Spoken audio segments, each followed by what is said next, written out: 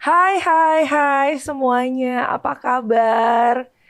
Gue yang kabarnya agak serak nih kayaknya, soalnya suaranya jadi agak-agak mirip Ayu Ting Ting ya, atau Via Valen kayaknya gue. Tapi nggak apa-apa. Coba suaranya nggak mengganggu kan pemirsa? Tapi nggak apa, biar serak-serak tsunami. Oke, bertemu lagi dengan aku, Dokter Andira Utami. Tentunya pastinya cuman di 100% sehat. Jadi sehat luar dalam di 100% sehat. Ya ampun, gak bisa nyanyi, tolong. Ayo Andira. Kemarin kan suaranya menurut gue tuh seksi kok, nggak apa-apa. Coba. Oke, aman.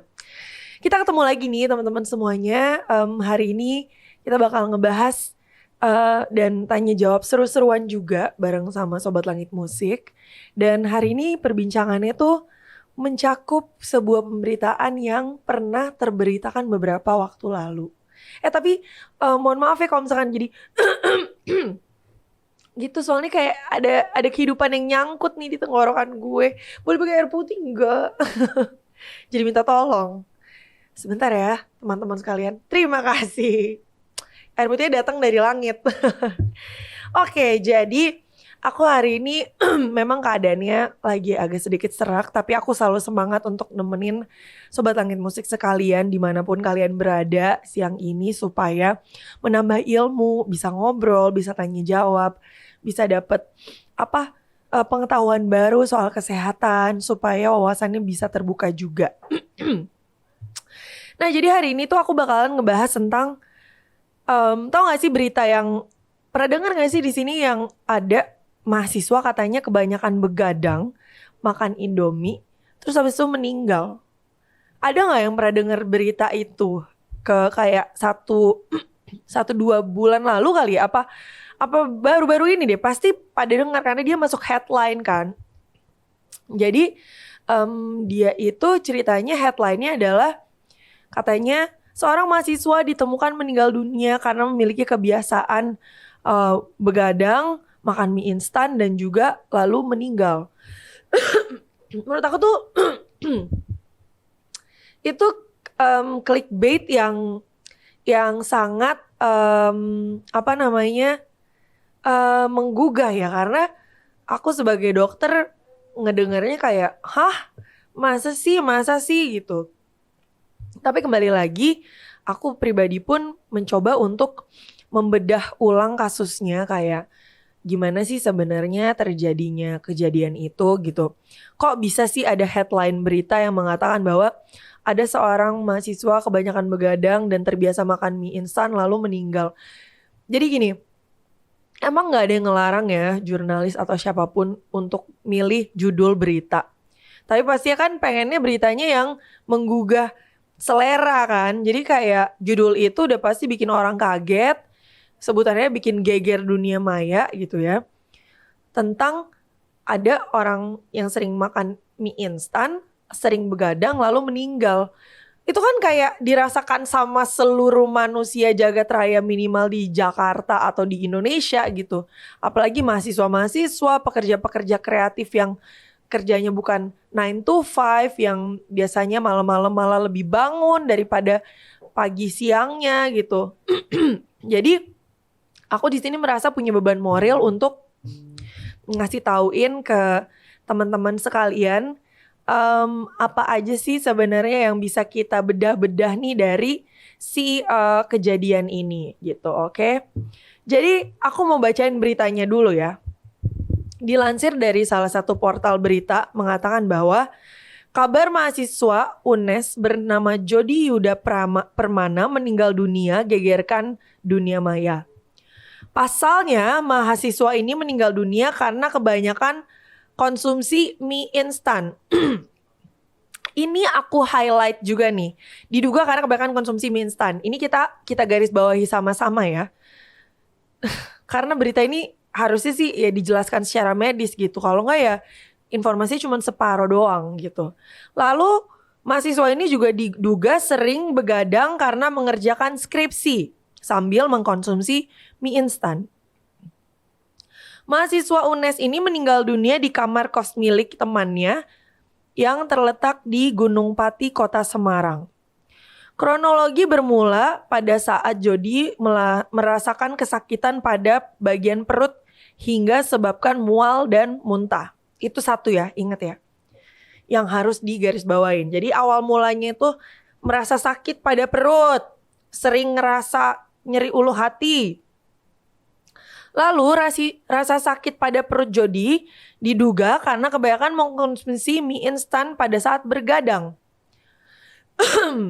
Itu masih harus kita cross check lagi ya. Emang ada apa korelasinya perut sakit terus jadi lebih parah gara-gara dimakannya jam 12 malam gitu.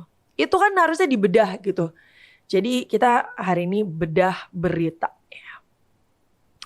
Bahkan saking sakitnya, Jody kerap muntah hingga pada pagi dan malam hari. Berarti ya, dari tadi nih aku ulang ya.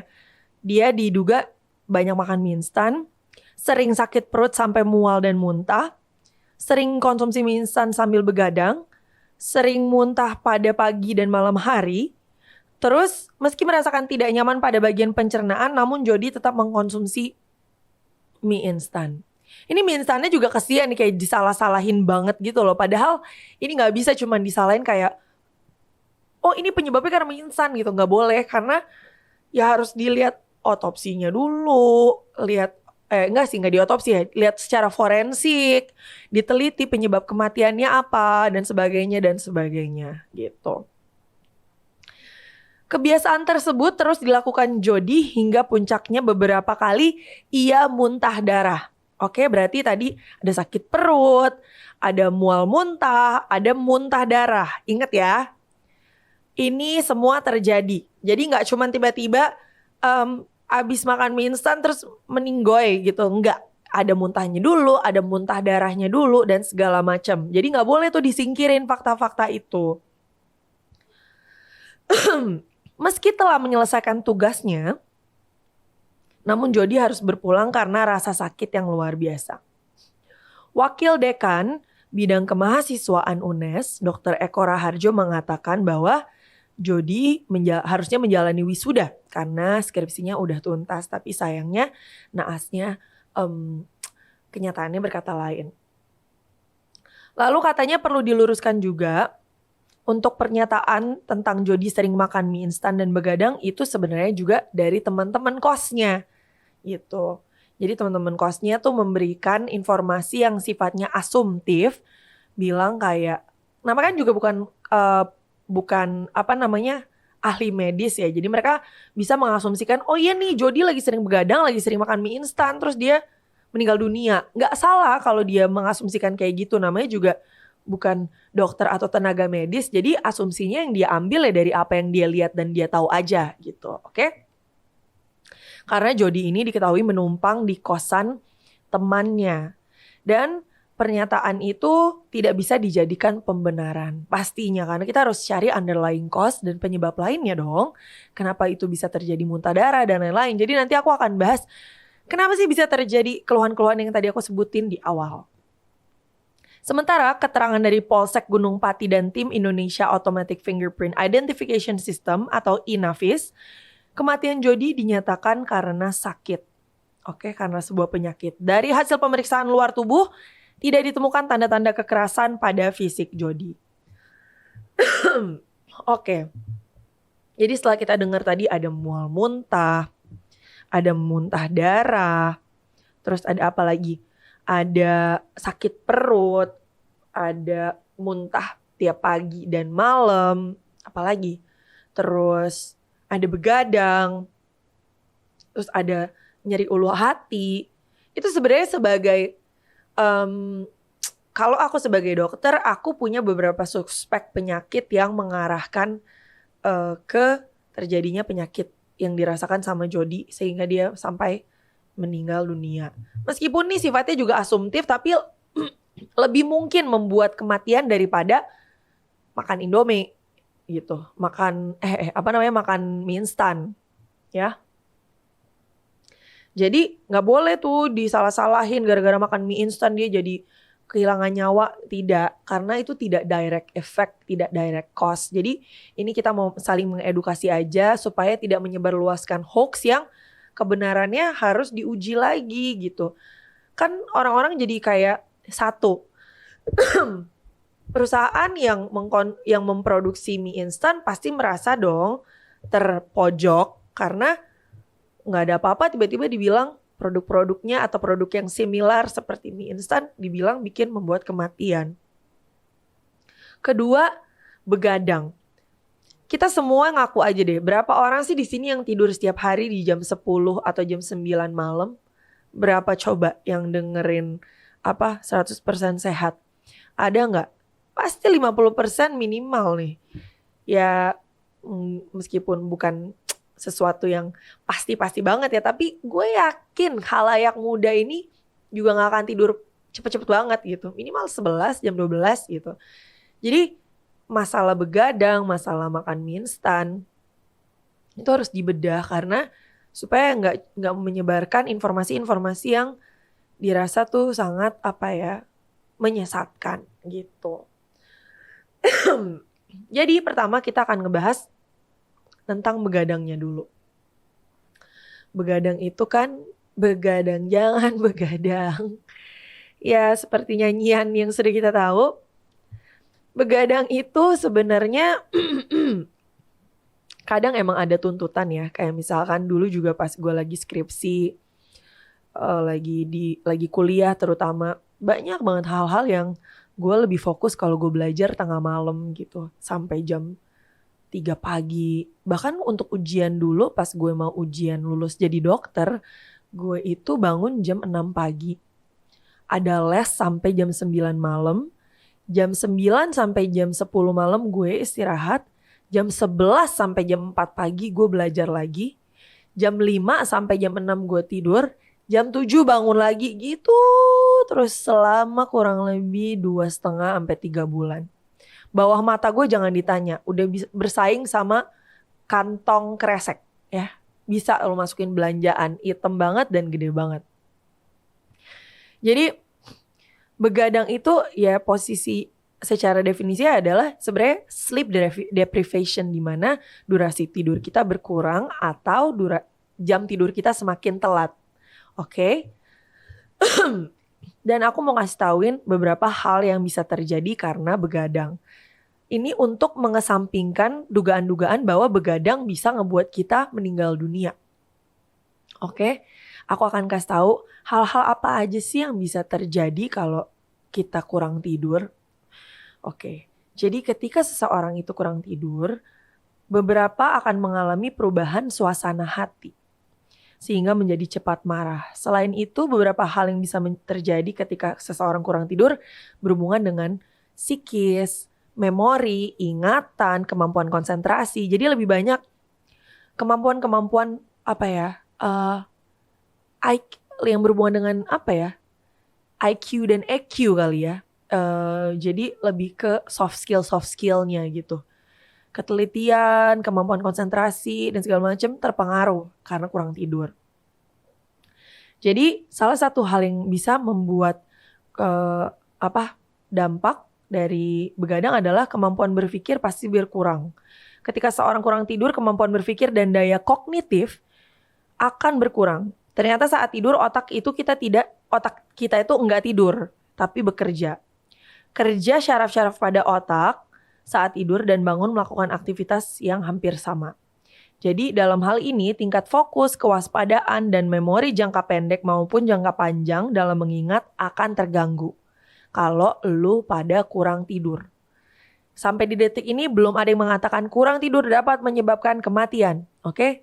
Tidak ya. Jadi menurut penelitian Association of American Psychologists, Association of Rapid Eye Movement Research, segala macam ini mengatakan kemampuan yang mengalami dampak terbesar adalah ingatan, konsentrasi, kewaspadaan, fokus, dan memori jangka panjang dan jangka pendek yang akan terpengaruh kalau kurang tidur. Oke, satu itu. Belum ada ya yang mengatakan bahwa menyebabkan kematian. Kedua, Gairah seksual mengalami penurunan. Kurang tidur akan membuat seseorang mengalami penurunan gairah dan memiliki tingkat kepuasan seksual yang rendah. Hal ini terjadi karena rasa kantuk, kelelahan, dan stres yang dirasakan karena kurangnya waktu tidur. Ini ditujukan kepada pasangan-pasangan pasutri yang dirasa misalkan suaminya habis kerja seharian gitu, terus dia masih begadang, terus bininya kayak, ayah kok nggak mau bercengkrama dan memeluk bunda atau apa gitu.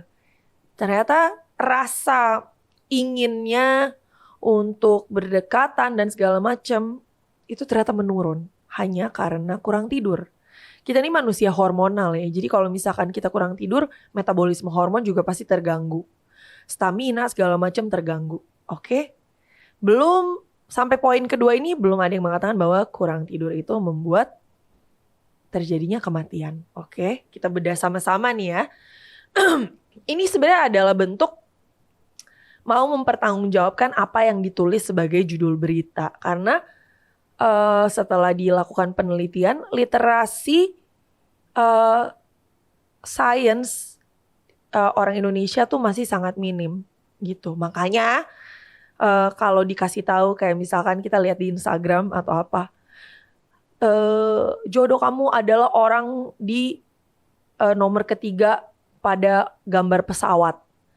Itu orang-orang masih percaya gitu karena literasi sainsnya masih rendah gitu. Kayak apa korelasi dan temuan penelitian yang membuat orang ketiga di gambar payung lo itu adalah jodoh lo gitu. Jadi itu adalah gambar dari rendahnya literasi sains. Sehingga orang tidak melogikakan dan tidak mencari landasan teori yang menjadi pertanggungjawaban statement-statement orang gitu. Jadi belajarlah lebih kritis supaya nggak gampang tergiring opini atau statement. Lalu ketiga, kalau kurang tidur atau begadang yang dialami bisa kulit mengalami penuaan dini. Ini buat cewek-cewek ya. Gak cuma cewek-cewek sih, cowok-cowok juga silakan ya kalau mau skincarean mah. Jadi tidak hanya mengalami pucat pada wajah dan mata bengkak, kurang tidur juga dapat menyebabkan timbulnya garis-garis halus dan lingkaran hitam di area bawah mata. Hal ini terjadi karena kurang tidur menyebabkan tidur melepaskan banyak hormon stres atau kortisol. Ketika hormon ini diproduksi secara berlebihan, kortisol dapat memecah kolagen di kulit, yaitu protein yang bertugas dalam menjaga kulit agar tetap elastis. Oke, jadi ini kan kita lagi ngebedah nih dampak-dampak dari begadang apa aja. Dari tadi sih yang gue baca ya, kemampuan berpikir berkurang, gairah seksual menurun, kulit mengalami penuaan dini. Di mana nih penyebab yang mengakibatkan kematian tuh di mana gitu? Tolong dipertanggungjawabkan judul itu gitu.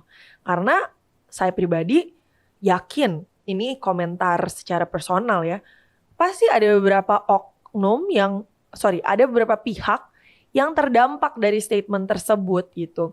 Bisa jadi misalkan ada mahasiswa-mahasiswa atau oke deh contoh mahasiswa kedokteran deh yang sejawat sama gue.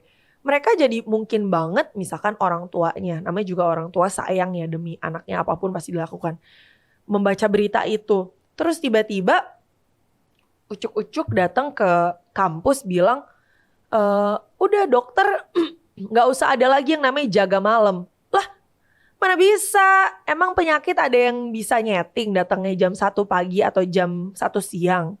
Jadi berita-berita yang bisa ngebuat asumsi dan opini baru yang jadi juntrungannya salah, itu kan harus dibenerin ya gitu. Jadi memang begadang gak bagus. Jadi kalau misalkan kita bisa teliti lebih dalam lagi apa-apa aja dampaknya, kita bisa mitigasi dengan cara-cara yang bisa kita lakukan juga gitu. Nah, selain itu begadang bisa memicu beberapa penyakit.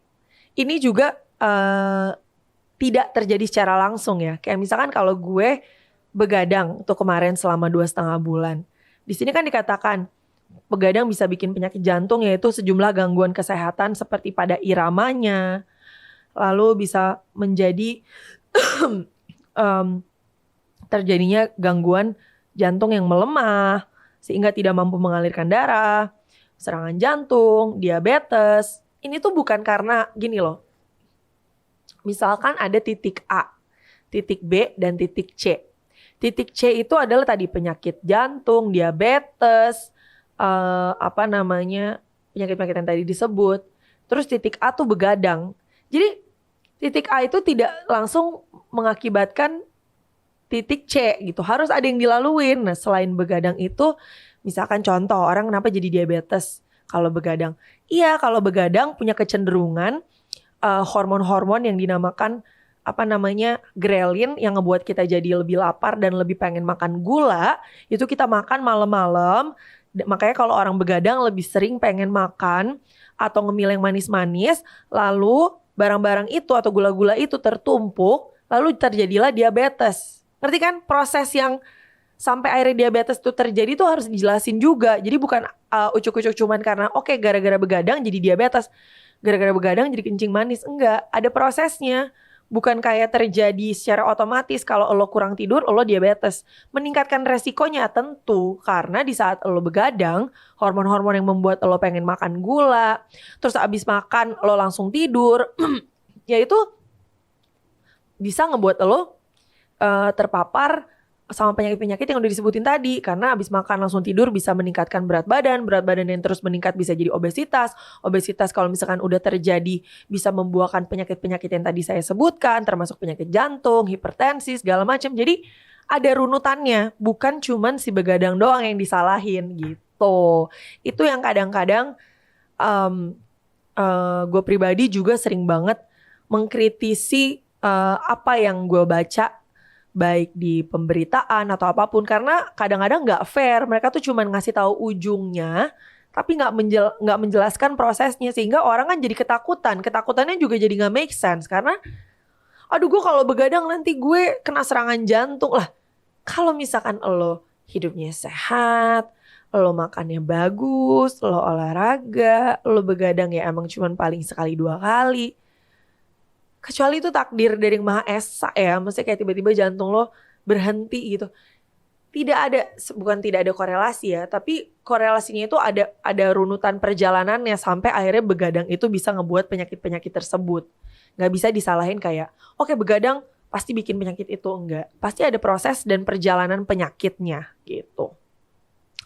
Ketika kamu sering mengalami gangguan tidur yang menyebabkan kualitas tidurmu menjadi menurun, disarankan untuk langsung diskusikan dengan dokter dan para ahli gitu. Karena kalau gangguan tidur kamu udah semakin parah, bisa jadi insomnia, jadi nggak tidur segala macam. Apa sih yang bisa terjadi? Namanya sleep deprivation psychosis. Apa sih sleep deprivation psychosis ini? Sebutan kerennya sleep deprivation psychosis, tapi sebutan gampangnya lu jadi gila. Sleep deprivation psychosis itu jatuhnya lo gila karena lo gak tidur. Karena apa? Perspektif tentang dunia nyata lo akan kedistorsi.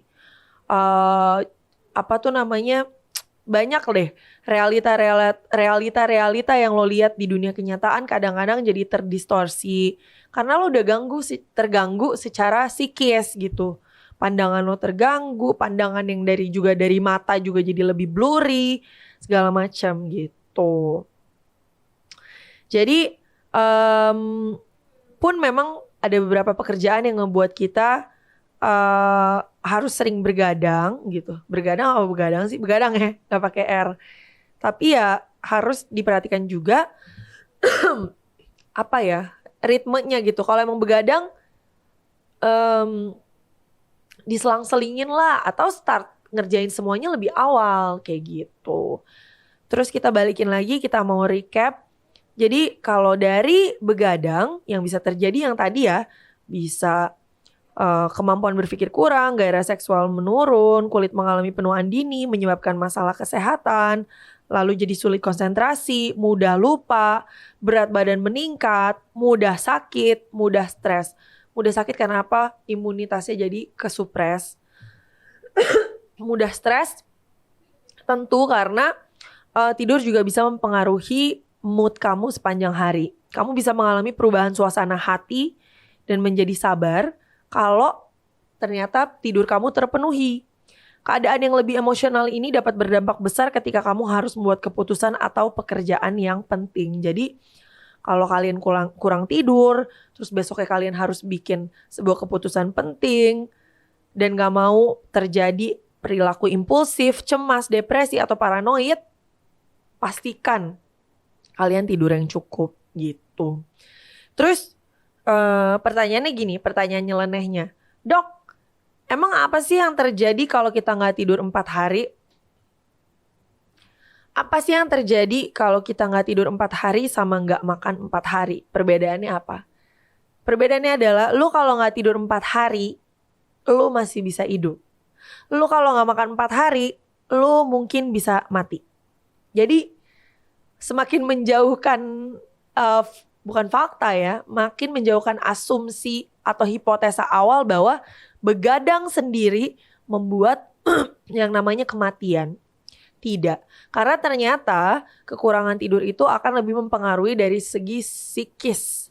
Jadi cara, apa ya, tadi yang gue bilang, lu bisa jadi dalam tanda kutip lebih gila gitu. Jadi persepsi realita akan berubah, terdistorsi, gangguan konsentrasi, terus jadi lebih emosi, jadi lebih ke hal-hal yang apa sih, yang tidak bisa dipegang gitu, yang berubah, dan lebih ke sifat dan kemampuan kognitif dan segala macam yang akan terpengaruh.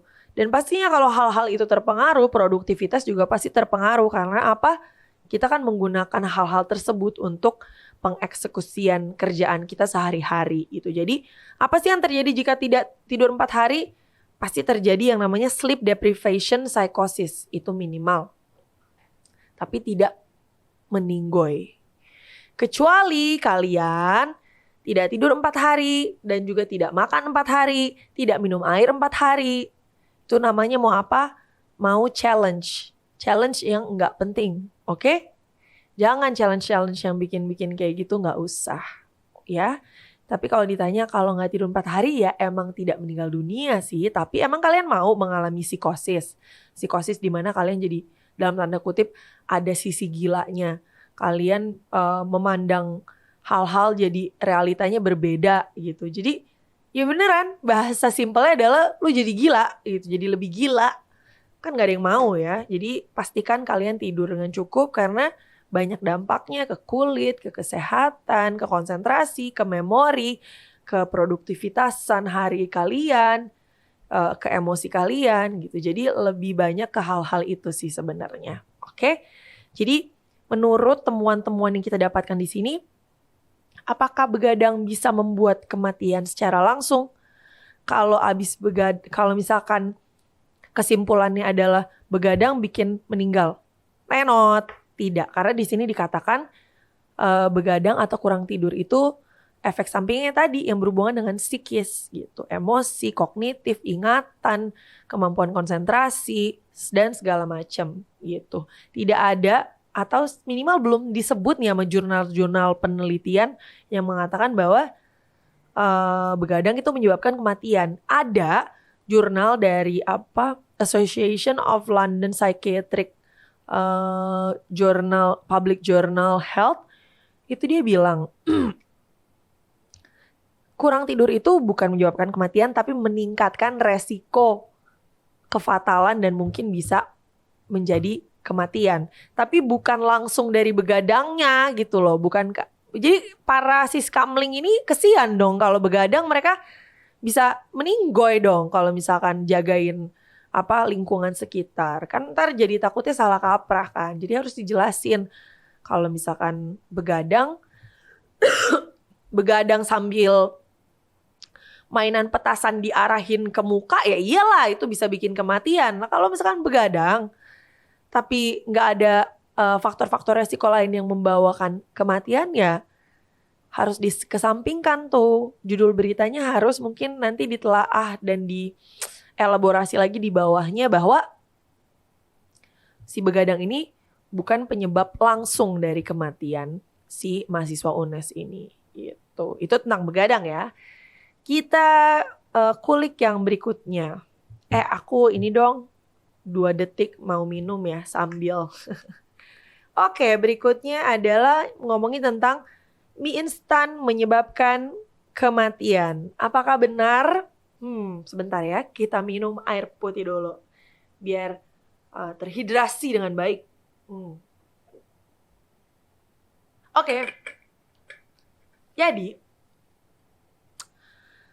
ahli onkologi rumah sakit terkait ahli onkologi di Singapura sih sebenarnya ini mengatakan bahwa dia mengingatkan masyarakat untuk mengurangi konsumsi-konsumsi seperti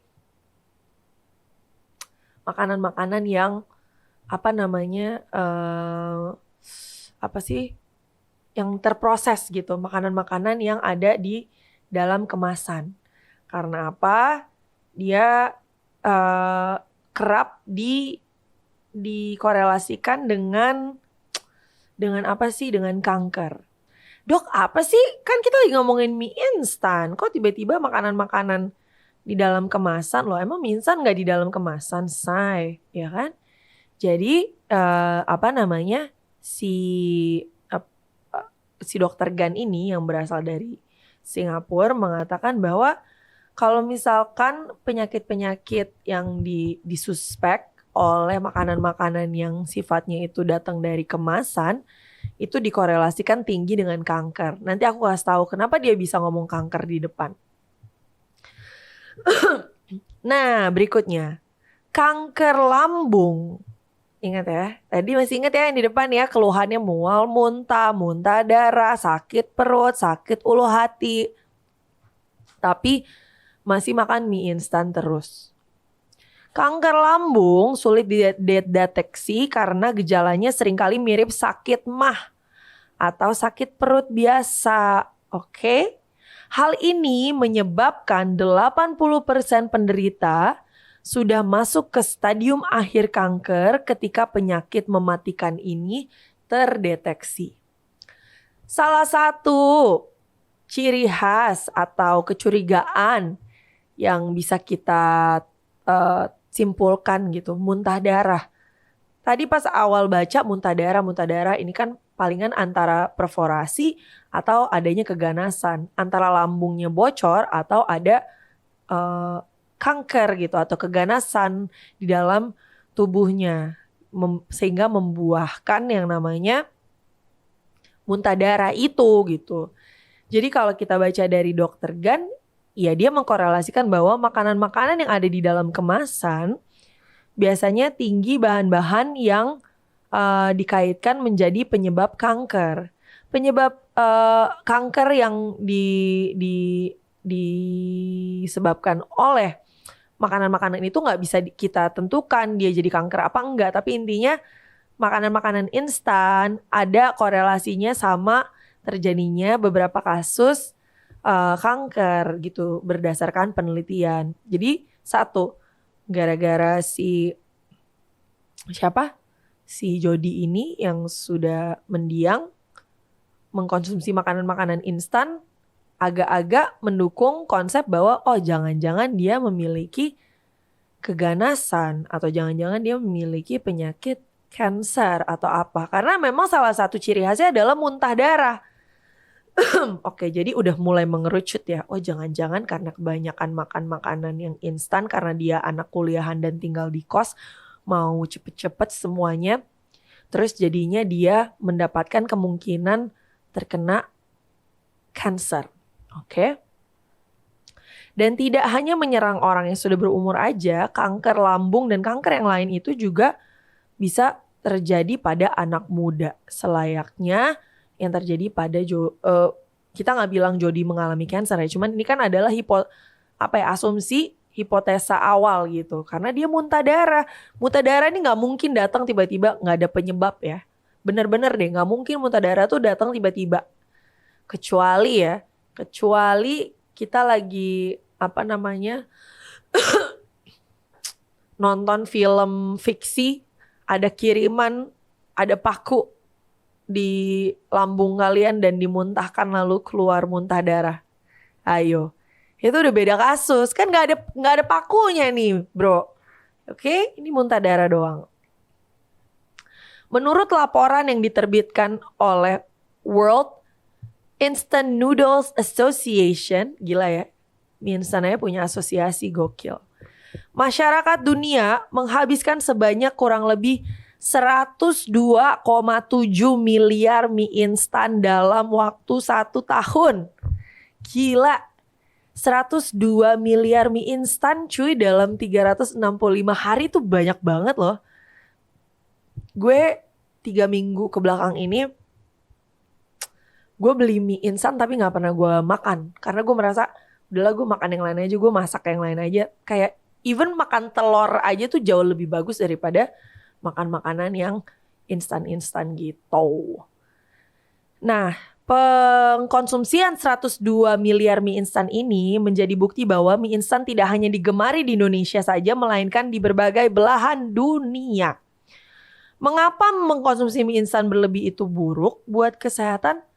Karena mie instan itu mengandung beberapa bahan pengawet dan membuat dia jadi tahan lebih lama. Bahan pengawet tersebut tentunya membuat mie instan rendah kandungan nutrisi, tinggi lemak, tinggi kalori, dan tinggi garam. Nah, tinggi lemak, halo kolesterol, tinggi kalori, halo obesitas dan berat badan berlebih, tinggi garam, halo hipertensi atau tekanan darah tinggi. Jadi udahlah, udah pada ngerti kan dampak-dampaknya apa, ditahan-tahan lah, atau kalian bikin aja mie goreng tek-tek sendiri. Ya gak sih, gampang banget lagi, tinggal digoreng mie-nya, bisa pakai shirataki, bisa pakai mie apapun, campur aja pakai minyak wijen, kecap, bawang merah, bawang putih. Ini gue jadi kayak bikin resep nih. Diaduk-aduk-aduk-aduk, boleh pakai sawi, boleh pakai pakcoy, tambahin telur, tambahin wortel dipotong-potong. Udah, kelar. Gak pakai bahan pengawet, langsung dimakan abis gitu. Jadi gue berharap semakin kesini orang semakin sadar bahwa semua keinstanan ini tuh hanya perkara terjadi. Orang-orang tuh udah pengen semuanya cepat aja gitu. Tapi belum tentu semua yang cepat itu bagus buat badan kita. Ini pengingat aja sih. Karena gue pun selalu pengen mengingatkan diri gue bahwa Dir, kalau emang lo masih bisa masak, lo masak aja. Jangan serba instan. Kalau bisa juga gak usah beli juga karena lebih buang-buang duit. Oke. Terus belum lagi mie instan mengandung monosodium glutamat atau MSG. Di mana ada batasan dalam mengkonsumsinya. Meskipun mie instan makanan yang enak dan lezat, dimungkinkan terjadi peningkatan resiko sindrom metabolik karena tingginya garam. Lemak jenuhnya juga tinggi dan juga tinggi beban glikemik, banyak gulanya. Ungkap Hyun Shin, dokter dari Harvard School of Public Health. Jadi sebenarnya gini, emang enak banget sih. Itu tuh yang nyebelinnya adalah rasanya tuh enak banget gitu. 1 kedikitan, 2 kebanyakan. Jadi harusnya tuh ada porsi di antara tengah itu kan gitu. Jadi menurut gue ya, kalaupun emang lo pada mau makan mie instan, lo jadwalin lah seminggu jangan sampai 3 kali lah.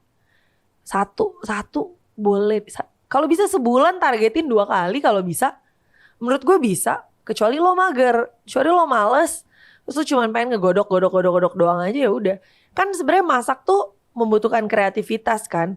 Lo harus nyampurin rasa ini dengan rasa itu supaya rasa yang mana terjadi gitu. Jadi gue sekarang lagi menantang dan nge-challenge diri gue sendiri untuk terus minimal kalau emang mau masak sesuatu ya itu bukan dari kemasan-kemasan gitu. Kayak kalau misalkan gue lagi mau masak nugget gitu ya, atau apapun yang barang-barangnya tuh makanan instan.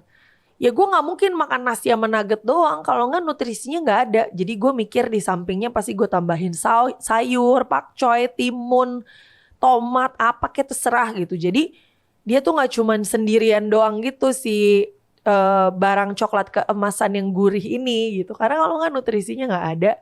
Dan itu dalam payungan makanan-makanan instan yang dinyatakan tadi sama beberapa peneliti dan dokter profesor dari Harvard bahwa ada korelasinya terjadinya beberapa penyakit-penyakit karena mengkonsumsi terlalu banyak makanan instan.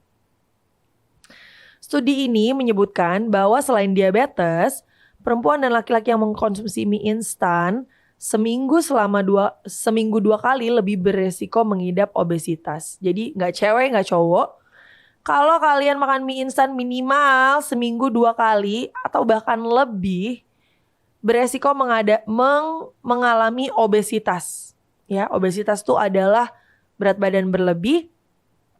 Dan Indonesia ditafsir tahun 2050 70% penduduknya itu mengalami obesitas. Kalau udah obesitas lebih mudah dan rentan terkena penyakit-penyakit jantung, hipertensi. Lo mau balikin lagi udah susah. Udah susah. Karena itu namanya lifestyle related disease. Jadi dia penyakit yang berhubungan dengan lifestyle. Nah, kalau lifestyle yang kalian tabung selama 10-20 tahun terakhir tidak membawa kalian ke kebentukan Sofia Lachuba, kebentukan Keanu Reeves, bentukan siapa lagi ya yang udah tua-tua yang tapi masih fit banget gitu. Siapa lagi ya? Siapa lagi sih? Itu banyak harusnya sih. Jadi jangan mau kalah. Olahraga, makan yang benar, jangan males, oke? Zat pengawet yang ada dalam mie instan membuatnya lebih sulit dan lama dicerna oleh tubuh. Dari situ disimpulkan jika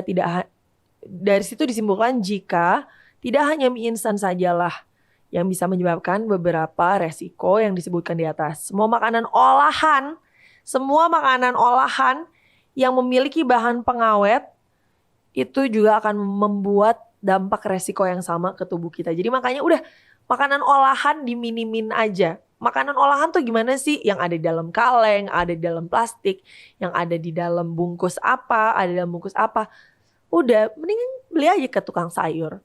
Beli aja ke supermarket. Lo masak gitu. Itu baru bukan makanan olahan karena dia masih bahan mentahnya. Belum diolah, khasiatnya masih lengkap gitu. Jadi salah satu masalah terbesar saat ini adalah kenyataan bahwa semua orang telah mulai mengganti makanan segar dengan makanan yang cepat saji. Itu sebenarnya udah jadi permasalahan global ya, yang membuat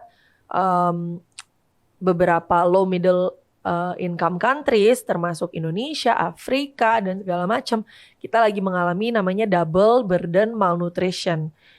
Yang kekurangan berat badan banyak banget, yang kelebihan berat badan lebih banyak. Bingung gak lo? Jadi pada periode ini kita lagi dihadapkan permasalahan itu by the way. Sedangkan dikorelasikan sama si kelebihan berat badan ini, hipotesa awalnya kan kebanyakan makan itu hanya dialami misalkan sama orang-orang yang misalnya memiliki resource atau secara ekonomi mumpuni untuk menggapai banyak makanan dan segala macam. Ternyata hasilnya dan resultnya tidak. Malah di negara-negara low middle income countries yang masih dirasa ketahanan pangannya itu masih sulit, tapi ternyata masyarakatnya mengalami obesitas. Nah, berarti ini kan bukan perkara seberapa banyak makanan yang dimakan kan, tapi lebih ke kualitas makanannya gitu. Jadi mau orang ini punya kemampuan finansial yang lebih rendah atau lebih tinggi, itu malah kontradiksi nih sama hasil akhirnya. Cuma ternyata ada beberapa kalangan yang secara statistik dikatakan seharusnya mengalami kesulitan ketahanan pangan dan susah mendapatkan pangan, itu malah yang mengalami obesitas. Nah, ini lebih dikorelasikan sebenarnya sama tingkat edukasinya. Itu tingkat pengetahuannya sebenarnya.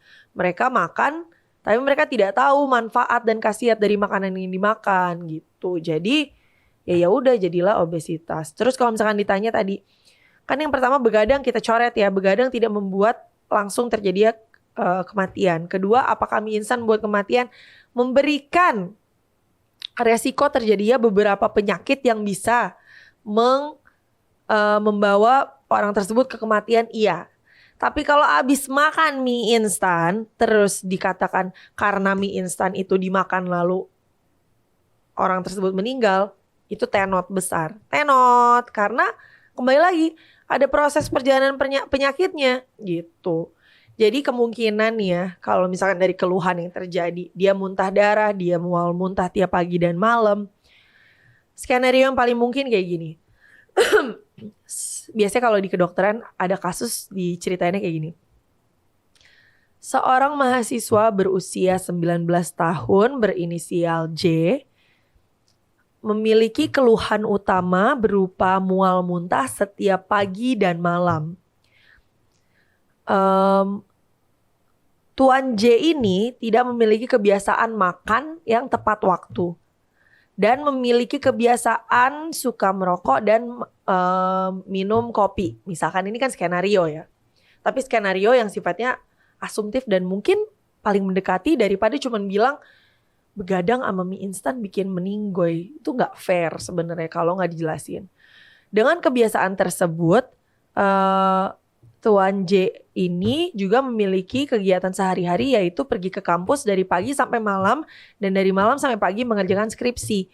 Sehingga ia butuh makan makanan yang cepat saji karena dia tidak memiliki waktu yang banyak dan tidak bisa masak juga. Selain itu, memesan makanan tidak menjadi pilihan karena dia adalah anak kosan yang harus memikirkan pengeluaran bulanannya sehingga harus ada beberapa hal yang harus diirit-irit.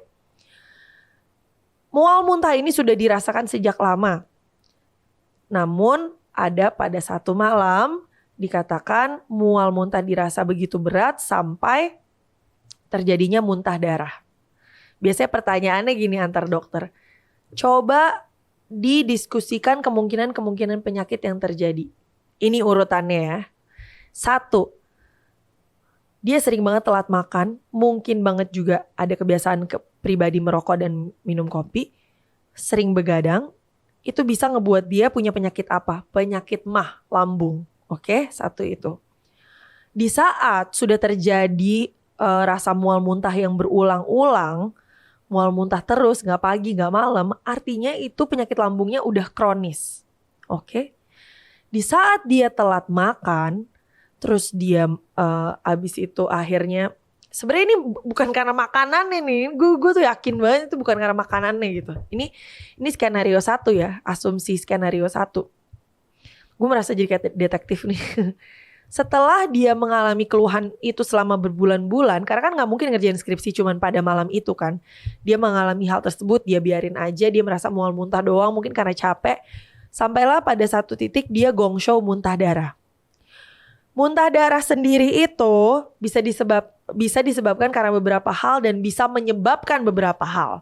1, muntah darah bisa disebabkan karena lambungnya dia sobek, bocor. Karena apa? Udah punya penyakit MAH lama, gak diobatin, kan katanya dia gak mau dibawa ke dokter kan, gak mau diobatin, makannya juga gak benar, tetap minum kopi sebelum makan, tetap ngerokok, akhirnya abis itu begadang, udah begadang, lupa makan, telat makan, pas telat makan asam lambungnya udah meningkat, asam lambung meningkat itu akhirnya mengikis dinding lambung, akhirnya lambungnya berdarah, dia muntah darah, sampai ya. Setelah sampai di muntah darah, ada 2 hal yang bisa membawa ke kematian. Di saat lambungnya itu bocor, di dalam lambung itu kan ada asam lambung. Asam lambung itu sifatnya panas banget. Jadi kalau misalkan asam lambung itu kena ke organ lain di tubuh kita, meleleh tuh semua, kebakar. Karena waktu itu gue pernah ikut di laboratorium, asam lambung dari binatang mamalia ditetesin ke atas koin. Koinnya berasap coy. Jadi asam lambung kita tuh kuat banget. Makanya di saat kita sakit perut gara-gara asam lambung meningkat, itu karena asam lambung kita tuh bener-bener kuat. Makanya dia dipakai untuk ngancurin makanan-makanan gitu. 1, dia muntah darah. 2, di saat misalkan lambungnya bocor, asam lambungnya keluar kemana-mana, sampailah di titik perforasi. Perforasi itu cuma bisa ditangani dengan apa? Dibelek perutnya, ditutup tuh kebocorannya. Oke, 1 itu. 2, muntah darah yang bisa juga menjadi hal yang fatal adalah dia bisa jadi shock. Namanya shock hipovolemik. Shock hipovolemik itu apa sih, Dok? Shock hipovolemik itu kekurangan cairan sehingga tubuh bisa kayak dehidrasi gitu bentukannya. Tekanan darahnya rendah, bisa jadi kayak cuma 70/60. Nadinya jadi cepet banget, mencoba mengkompensasi keadaan di mana jantungnya gak bekerja dengan baik gitu. Jadi bisa macam-macam. Nah, di saat udah muntah darah tadi kan udah 3 tuh. Bisa jadi lambungnya bocor, bisa jadi shock hipovolemik. 2 itu bisa mengakibatkan kematian. Jadi pasti sudah ada penyakit lampau yang tidak diobati hingga akhirnya sampai ke puncak sampai terjadi komplikasi terburuknya, yaitu mungkin lambungnya bocor atau